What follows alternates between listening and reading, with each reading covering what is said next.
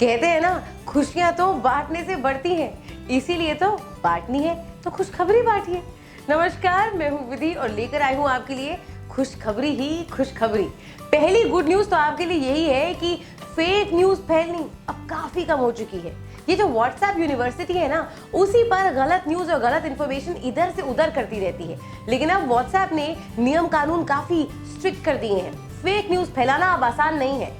तो जो लोग फेक न्यूज बना कर भेजते हैं, आप तो भैया प्लीज रुक ही जाओ।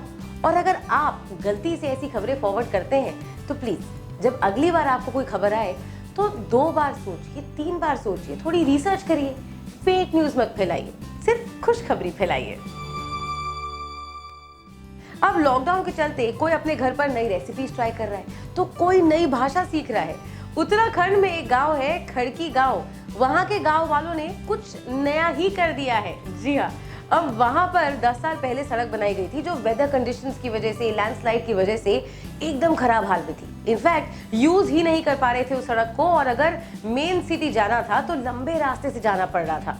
तो गाँव वालों ने डिसाइड किया कि क्यों ना इस समय का इस्तेमाल किया जाए और उस सड़क को ठीक कर दिया जाए। तो गांव वाले घर से निकले, रेगुलर घर के टूल्स को लेकर और सड़क बनानी शुरू कर दी। सड़क अच्छे से बन चुकी है और जो एसेंशियल आइटम्स इनके गांव में आने हैं, अब इस नई सड़क से आ जाते हैं। वैसे लॉकडाउन के सारे नियम फॉलो करे थे गांव वालों ने। सुबह 7 से लेकर दोपहर के 1 बजे तक काम करते थे, जब लॉकडाउन के नियम रिलैक्स्ड होते थे। और साथ ही सोशल डिस्टेंसिंग, उसका पूरा ख्याल रखा गया था। है ना ये खुशखबरी?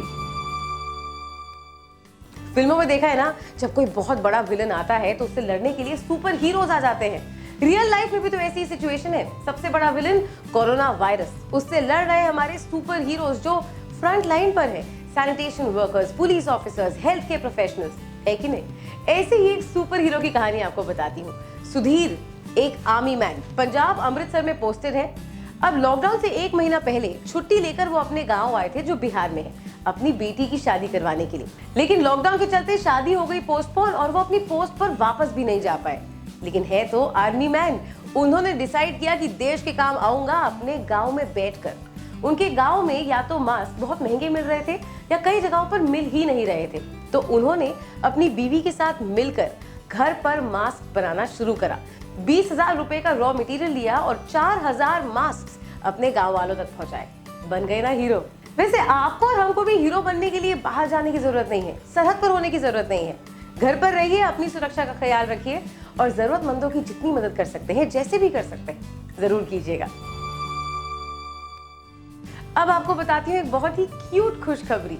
ब्राजील में रहती है एक 10 साल की इंडियन लड़की। अब उन्होंने जब पीएम मोदी की स्पीच सुनी कि हर नागरिक को एक दूसरे की मदद करनी चाहिए और जितना भी अमाउंट डोनेट कर सकते हैं पीएम केयर फंड में डोनेट करना चाहिए, तो इन्होंने डिसाइड किया कि इनको भी पैसे डोनेट करने हैं और लोगों की मदद करनी है। लेकिन इस 10 साल की लड़की के मम्मी पापा ने एक ऐसा एजुकेशन अकाउंट बनाया है जो 21 साल की उम्र पर ही खोला जा सकता है।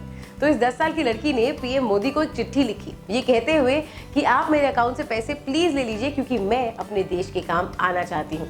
Little hero, so cute. वैसे हमारे देश में ऐसे बहुत लिटिल हीरोज हैं। 11 साल की एक लड़की जो रहती है हैदराबाद में, अपने परिवार और अपने दोस्तों की मदद से करीबन 9 लाख रुपए उन्होंने रेज करके जरूरतमंदों की काफी ज्यादा मदद की है। अगर हमारे ये हीरोज इतना बड़ा काम कर सकते हैं तो हम बड़े बड़े लोग कम हैं। हमको भी तो हेल्प करनी चाहिए और ऐसी ही खुशियां और खुशखबरी बांटते रहने चाहिए।